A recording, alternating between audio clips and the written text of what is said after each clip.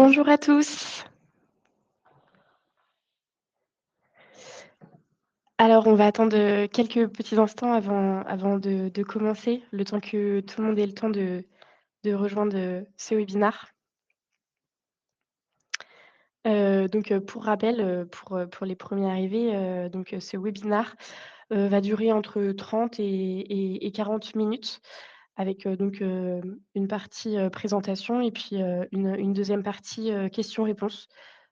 Si vous avez, la moindre question pendant le webinaire, surtout n'hésitez pas à écrire votre petite question dans le chat et puis, moi j'y répondrai, dans un second temps, à la fin.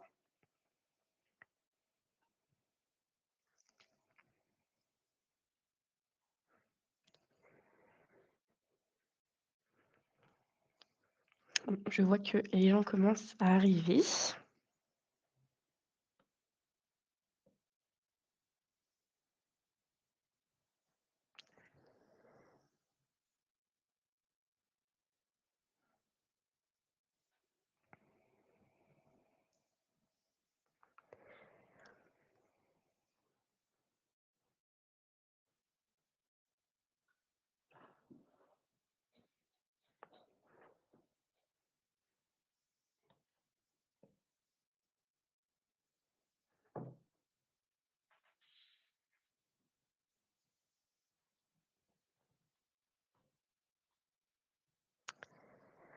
Bon, écoutez, je vais commencer et les participants, qui ne sont pas encore présents, pourront, rejoindre, le webinaire, en cours de route. Donc pour commencer, je vais me présenter. Je m'appelle, Romane. Je suis assistante, marketing, chez TinyMDM. J'ai, déjà probablement discuté avec, certains d'entre vous, par mail ou par téléphone. Je reconnais déjà, des noms. Ce webinaire, intitulé, «Garantir une utilisation optimale, de TinyMDM», comme je le disais, va durer entre 30 et 40 minutes et sera réparti en 4 grandes parties. La première partie, présentation, de TinyMDM, un logiciel, de MDM spécialisé Android. La deuxième partie, ce qu'il faut savoir avant de mettre en place, TinyMDM.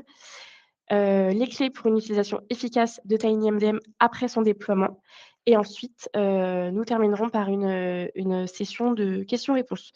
Comme je l'ai déjà dit, n'hésitez surtout pas si vous avez, des questions pendant le webinaire à les poser dans le chat et j'y répondrai à la fin. Pour commencer, et introduire, ce webinaire, je vous propose de répondre à ce petit quiz, donc qui est le suivant. Quel type d'appareils sont pris en charge par TinyMDM? Vous avez 3 réponses possibles, donc les imprimantes, les consoles de jeux et les appareils mobiles Android. Je vous laisse quelques petites secondes pour y répondre.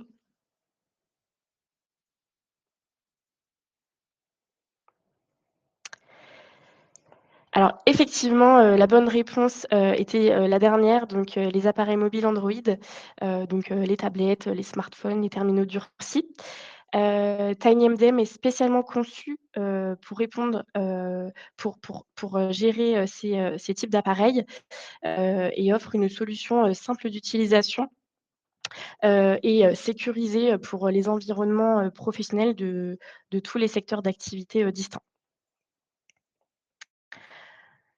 Pour cette première partie, présentation, de TinyMDM, un logiciel de MDM spécialisé Android, nous allons voir,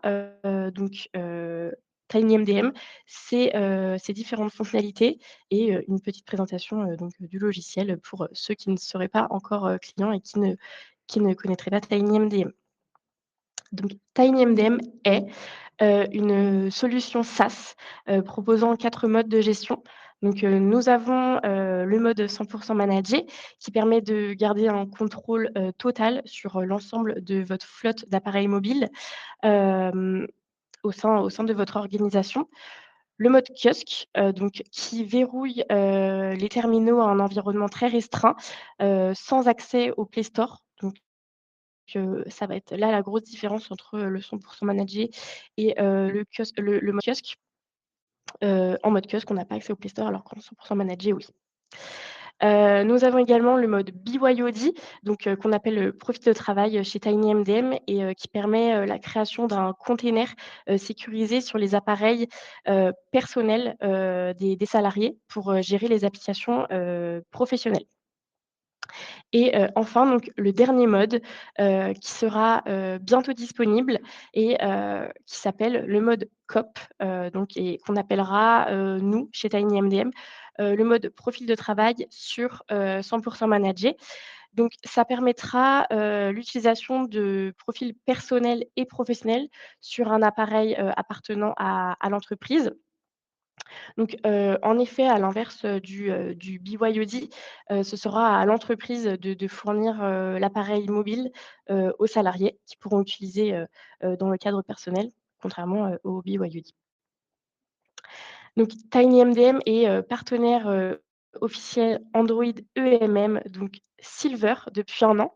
Donc ce badge est une distinction, qui reconnaît l'expertise de TinyMDM en matière de gestion de la mobilité d'entreprise et de son engagement envers, la plateforme Android. Et enfin, TinyMDM, est une solution, 100 française. Donc parmi, les principales fonctionnalités de TinyMDM, nous retrouvons, la gestion des applications. Vous pouvez installer, désinstaller, mettre à jour vos applications publiques, mais également, les applications, privées, donc vos propres APK, développées, en interne, au sein de votre organisation. Et vous pouvez également ajouter, des web apps, donc en fait, qu'on appellera aussi, des raccourcis, que vous pourrez ajouter à vos écrans d'accueil et de cette façon, les utilisateurs pourront, directement cliquer, sur, la web apps et arriver, sur le site web, sur une page, en particulier. Pour la gestion de contenu, vous pouvez, importer, déployer, et synchroniser des fichiers, de n'importe quel format, à partir du moment où, une application permettant de lire, ces fichiers est installée sur, les appareils mobiles enrôlés. Vous pouvez également, déployer, et partager, des contacts, pour vos utilisateurs, pour qu'ils aient accès à une adresse, de contact, en particulier, qu'ils aient tous accès, aux mêmes contacts. Pour la géolocalisation, vous pouvez, surveiller, la localisation, en temps réel et l'historique, des positions, des appareils mobiles, qui se trouvent, au sein de votre entreprise sur une seule et même carte. Donc le contrôle à distance, vous pouvez visualiser et contrôler à distance les appareils mobiles de votre entreprise pour un dépannage. Par exemple, si un de vos utilisateurs, rencontre un problème technique, ça évite des déplacements inutiles, ça fait gagner du temps, ça fait gagner de l'argent et également, c'est bon pour la planète d'éviter des déplacements, de ce genre, pouvant être résolus à distance, finalement. Les filtrages internet, vous pouvez ajouter des listes blanches, des listes noires, mettre en place le mode anti-phishing, anti-malware et également, le mode approprié, pour le travail, pour sécuriser, la navigation internet de vos utilisateurs. En ce qui concerne la connectivité, vous pouvez gérer à distance, les Wi-Fi, les VPN, les APN, bloquer les hotspots, par exemple, l'itinérance et beaucoup d'autres fonctionnalités encore. Pour, la gestion, de la sécurité, vous pouvez, verrouiller et réinitialiser, donc effacer les appareils à distance, mettre en place une politique, de mots de passe, robuste, en obligeant par exemple les utilisateurs, à mettre en place un, mot de passe avec, des caractères, spéciaux, par exemple. Et enfin, l'envoi de messages, vous pouvez envoyer des messages aux utilisateurs, pour les informer, d'un changement, d'une réunion ou par exemple dans le secteur, des transports, du transport, prévenir, les conducteurs, d'une tempête de neige, d'une forte pluie, d'un mauvais temps, pour qu'ils soient au courant. et donc le message apparaîtra, en grand, sur, les appareils managés et de cette façon, les utilisateurs ne pourront pas, rater l'info. Donc, pour, cette deuxième partie, nous allons parler des 3 recommandations à connaître absolument avant de mettre en place, TinyMDM. Donc le, 1er conseil, consiste à vérifier, la licence, GMS. Donc, GMS signifie, Google, Mobile Services. Donc, la licence GMS est un ensemble d'applications et de services fournis par Google et ces applications sont préinstallées sur la plupart, des appareils Android certifiés. Avant d'acheter, des appareils pour les manager avec, TinyMDM, assurez-vous, et c'est très important de vérifier, auprès du revendeur ou du fabricant, que les appareils que vous souhaitez acquérir, possèdent bien, cette licence GMS, puisque, sans cette licence, les terminaux mobiles ne peuvent pas être enrôlés sur TinyMDM pour le moment en tout cas. Donc voilà pour, le premier conseil. Le conseil numéro 2 donc, concerne les adresses mail génériques. Évitez les adresses mail personnelles lors, de la création, de votre compte TinyMDM. Privilégiez plutôt l'utilisation d'une adresse email, générique, plutôt, que l'adresse email, personnelle de l'un de vos collaborateurs, par exemple. Les adresses, génériques, permettent d'assurer donc un accès, permanent à la console, ce qui ne serait pas le cas avec une adresse, personnelle en cas de départ, d'un salarié, par exemple.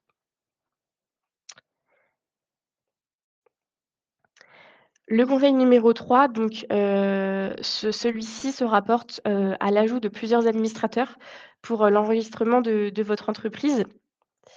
Donc, Google conseille, d'ajouter plusieurs administrateurs pour Android EMM dans le cadre, de l'enregistrement d'une entreprise Android EMM lors de la création de votre compte, TinyMDM. En effet, lors de la création de votre compte TinyMDM, la première étape consiste à enregistrer votre entreprise, dans le but de pouvoir utiliser toutes les fonctionnalités, de la solution. Donc, cela sécurise, les appareils enrôlés en cas de départ, d'un employé, de suppression de l'adresse email, pour quelque raison que ce soit ou d'inactivité, du compte Google. Un seul administrateur inactif peut entraîner, la perte de gestion des appareils. En effet, si, un compte TinyMDM n'est associé qu'à une seule adresse email et que celle-ci est déconnectée du compte, ou que le compte devient, inactif et est supprimé par Google, les appareils enrôlés, ne seront plus du tout liés à Android EMM et devront, donc être, réenrôlés. À savoir donc pour les clients actuels qui ont à ce jour, qu'un seul administrateur, si vous avez enregistré votre entreprise, EMM sur TinyMDM avec un compte, classique, type, @gmail.com, créé pour l'occasion et quasiment jamais utilisé. Sachez qu'il est très important de l'utiliser au minimum, 2 fois par an, afin que le compte reste actif. Sinon, il est considéré inactif et les appareils, seront, donc plus managés comme je l'ai dit. Donc, pour cette partie, les clés pour, une utilisation optimale, de TinyMDM après son déploiement.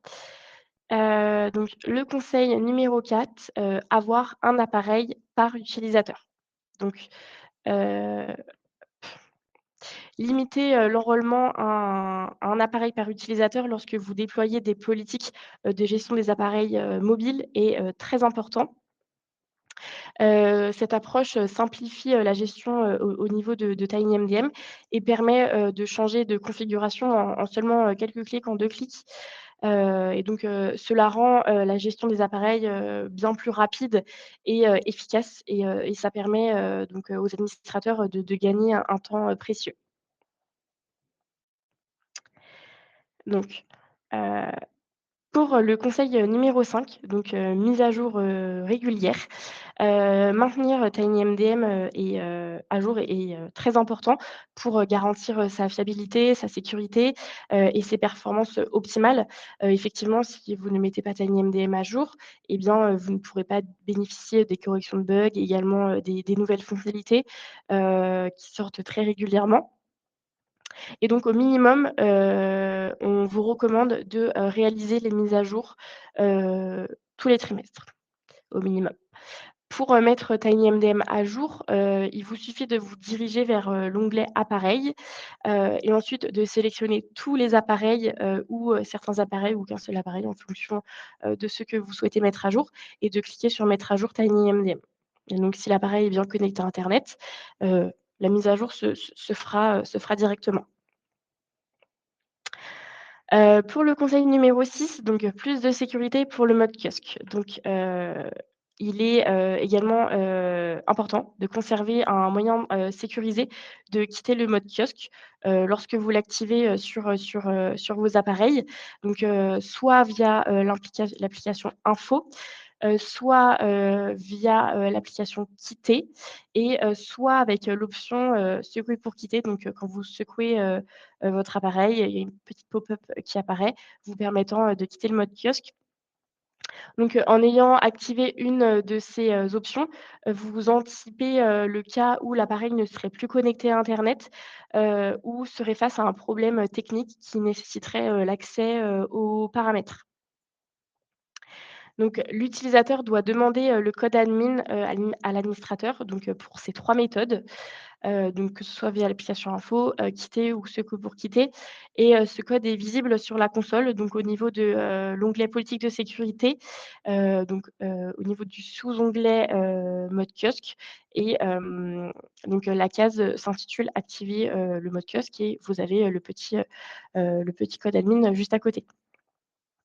Donc, le code admin permet de passer en mode, 100 managé, sans connexion internet, et il est utilisable qu'une seule fois. Donc, il devra être rafraîchi, pour, une utilisation, future, donc même, d'un appareil qui se trouve dans la même politique. Pour, le conseil numéro 7, donc, utilisation, du navigateur, sécurisé ou du VPN. Lorsque vous activez l'un des filtrages internet, sur TinyMDM, le navigateur sécurisé, s'installe automatiquement sur, les appareils, donc de la politique en question, et ce navigateur est fortement recommandé, pour un usage optimal, du filtrage internet, de TinyMDM. Donc si pour une raison, ou pour une autre, vous ne souhaitez pas installer ce navigateur sécurisé, vous pouvez activer l'option, qui s'intitule «Utiliser le VPN TinyMDM, pour le filtrage, plutôt que le navigateur, internet sécurisé», donc dans votre politique de sécurité. Cependant, nous, on ne recommande pas, vraiment cette utilisation car il peut entraîner des problèmes de connexion et également une, consommation excessive, de la batterie. Donc le filtrage est donc, beaucoup plus fiable et performant, avec le navigateur, sécurisé. En revanche, si ni le navigateur sécurisé, ni, le VPN est activé, tout simplement la navigation internet ne sera pas filtrée. Donc, vos utilisateurs, pourront, naviguer sur internet et consulter, tous les sites. Pour le conseil, numéro 8, donc, préconfiguration, du FRP. Le FRP, signifie Factory, Reset Protection, protège, l'accès, au terminal en cas de perte ou de vol. Grâce à cette, fonctionnalité de Google, si donc un utilisateur effectue une réinitialisation usine sur, l'appareil et que celui-ci possède la protection FRP, seule, la personne qui, dispose des identifiants du compte Google, du compte Google qu'il a renseigné, pourra utiliser l'appareil. Donc c'est très utile pour conserver ces données, confidentielles et être sûr, qu'elles ne soient pas, entre les mains, d'une mauvaise personne. TinyMDM permet de préconfigurer un compte Google pour éviter que des comptes personnels bloquent, les appareils professionnels, et donc de ce fait, le FRP, est activé après une réinitialisation, l'appareil peut être débloqué en utilisant le compte Google, configuré, directement via TinyMDM et donc cela garantit, que, les appareils, restent utilisables même après, le départ, d'un employé, par exemple. Et cette fonctionnalité est disponible à partir d'Android 11. Donc si, vous avez, des, appareils avec une version Android, antérieure, heu, n'hésitez pas à contacter le support. Ils pourront voir avec vous en fonction de vos besoins, de votre utilisation, ce qui serait le mieux, à mettre en place. Pour le conseil, donc numéro 9, créer des gestionnaires. Donc si vous êtes plusieurs à gérer les appareils mobiles, de votre entreprise, sur la console TinyMDM, il est fortement, recommandé de créer un gestionnaire pour chaque membre, de l'équipe informatique. Donc chaque, gestionnaire aura ses propres accès et permissions spécifiques. Donc vous pouvez par exemple, pour, certains, gestionnaires, faire en sorte qu'ils n'aient pas, accès, à l'espace Mon compte et qu'ils n'aient pas accès aux moyens de paiement par exemple, ou qu'ils n'aient pas accès à la géolocalisation, des appareils, mobiles. Le journal des actions vous permettra de visualiser les activités de chacun, des gestionnaires, sur la console, ce qui pourrait, éviter, de faire, des choses en double par exemple. Ou de résoudre des petits problèmes. Enfin le dernier conseil, blocage de la réinitialisation, par les boutons. Bloquer la réinitialisation par les boutons, renforce la sécurité, mais peut avoir, des conséquences indésirables. En effet, ça peut vous sembler être une méthode logique de sécurité, mais un appareil avec un mot de passe inconnu et sans connexion internet peut devenir, inutilisable sans moyen de le récupérer, cet appareil. Donc attention à cette réinitialisation, par les boutons qui peut, devenir plus contraignante, qu'autre chose. Donc c'était le dernier conseil, pour moi. Avant de conclure, ce webinaire, je vais vous inviter à répondre à ce petit sondage, qui nous permettra à nous en interne, de savoir si, ces conseils vous les connaissiez déjà, ou si, vous les avez découverts aujourd'hui. Donc je vous laisse quelques petits instants pour y répondre.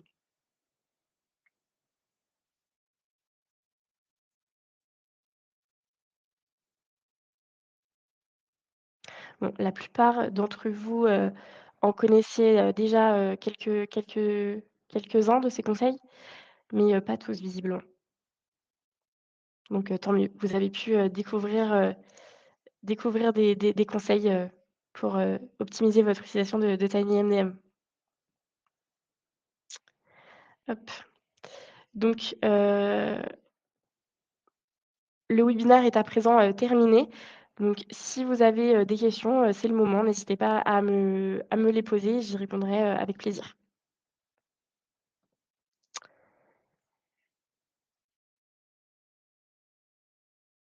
Donc, une première question.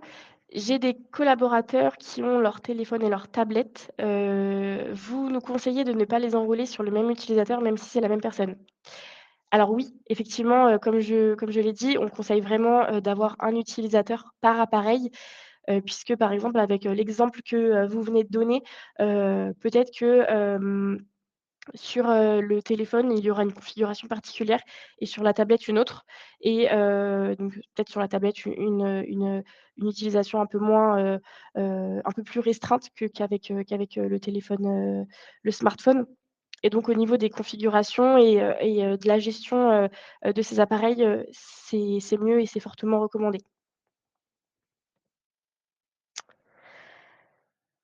Alors, un device, un user. Il faudrait pouvoir avoir plusieurs fois le même utilisateur avec la même adresse mail lorsqu'il l'utilise, par exemple, sa boîte mail sur plusieurs dans le cas d'une configuration automatique de l'application mail.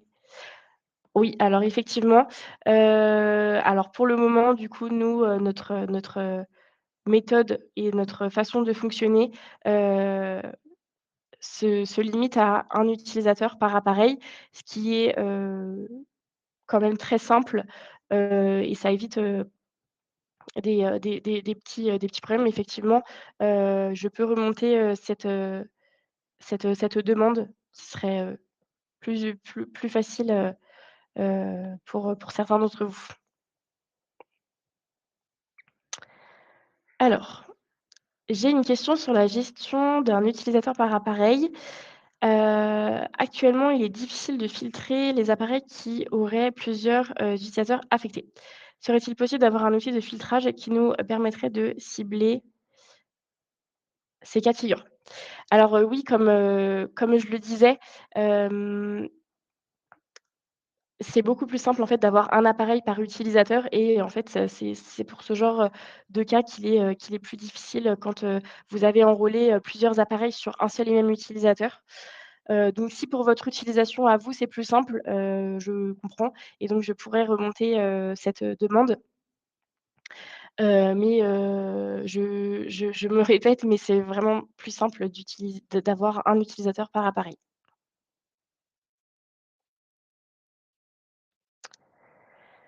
Alors, comment peut-on savoir si on est à jour sur la dernière version, de TinyMDM?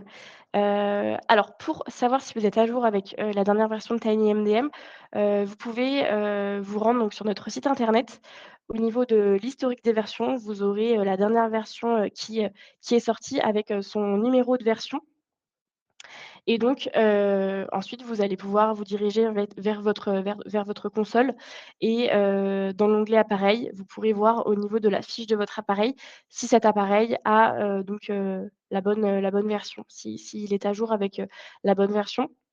Et ensuite au niveau de votre tableau de bord, vous pourrez avoir donc, le petit graphique, des versions et voir au niveau de toute votre flotte d'appareils mobiles si, une partie d'entre elles n'est pas, mise à jour avec, la dernière, version et donc, mettre à jour ces appareils.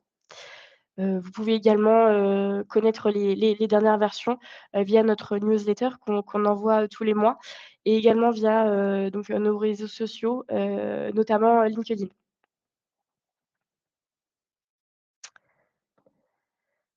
Alors, existe-t-il une option qui permet de vider, les caches d'applications automatiquement? Alors, il est possible, de vider, donc, le cache des applications, mais, vous pouvez le faire manuellement, donc directement depuis la console.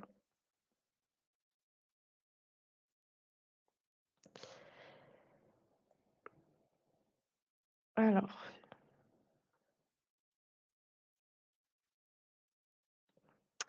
filtrer les doublons par IMEI ou SN pourrait être un filtre intéressant.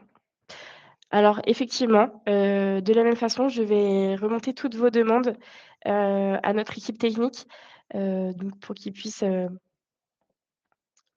étudier cela.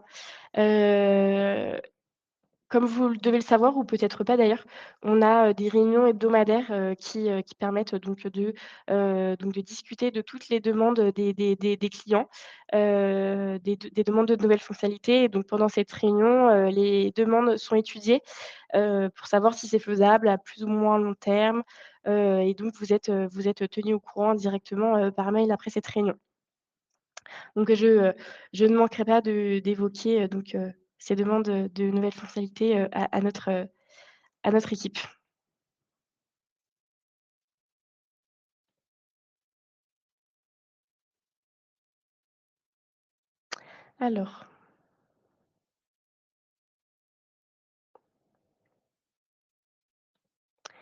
Alors vidage de cache manuellement sur plusieurs appareils d'un coup, c'est envisageable.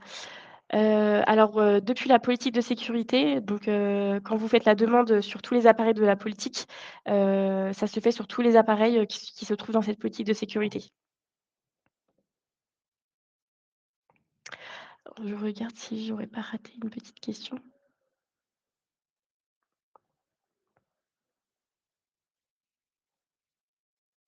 Alors bonjour, pour la mise à jour TinyMDM, peut-on l'activer, en automatique? Alors on ne peut pas l'activer en automatique, heu, tout simplement car, certains utilisateurs, conservent les versions, plus anciennes et décident de les mettre, à jour eux-mêmes et donc c'est pour ça que, c'est manuel, mais si c'est intéressant pour vous, je pourrais en discuter également pour, que ça puisse devenir, automatique, si vous le souhaitez.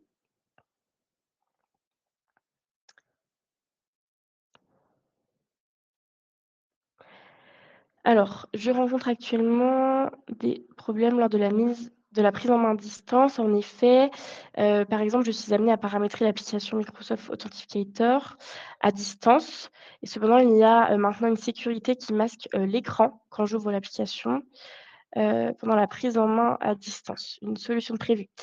Alors, je suis pas du tout de l'équipe technique, mais je sais que pour certaines, applications, donc les développeurs de l'application qui décident de masquer cet écran. Donc à voir directement avec le support si c'est possible, de, de résoudre, cette problématique. Je vous invite, fortement à envoyer un petit ticket au support, qui est très réactif et qui vous répondra rapidement, hem, pour cette question.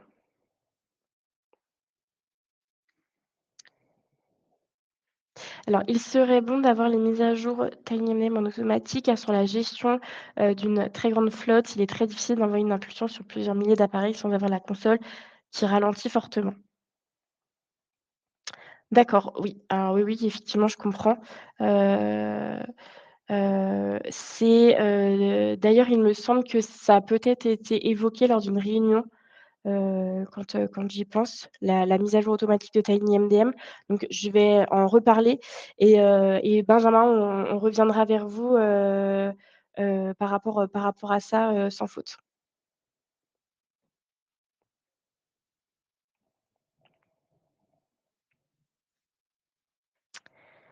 Alors, si, vous n'avez pas d'autres questions, ou peut-être que si, je vais vous laisser quelques petits instants, mais sinon, je vais clôturer ce webinaire. Donc, encore une fois, merci beaucoup pour votre écoute. J'espère, sincèrement que ces conseils, ont été utiles, pour vous et que vous saurez, les appliquer, pour, votre utilisation de TinyMDM. N'hésitez pas à revenir vers nous. Donc comme, je vous le disais, si vous avez des questions, si vous avez, des questions par rapport à ce webinaire qui vous viennent dans la journée, n'hésitez pas à nous envoyer, un petit mail. Vous avez, notre adresse mail, juste ici. Donc voilà. Merci beaucoup et je vous souhaite une, très bonne journée à tous.